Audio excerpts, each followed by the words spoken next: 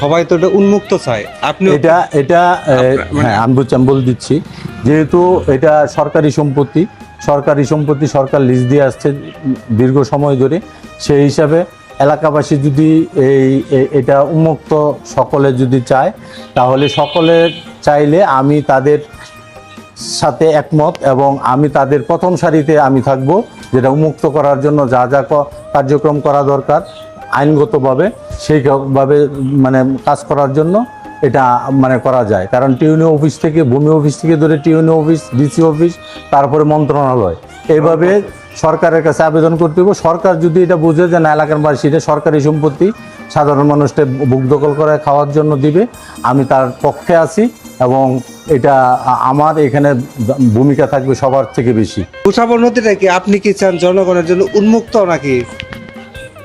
এটা গোসাবা নদী সরকারি সম্পত্তি, সরকার যদি উন্মুক্ত করে দেয় জনগণ এটা থেকে সুবিধা পাবে।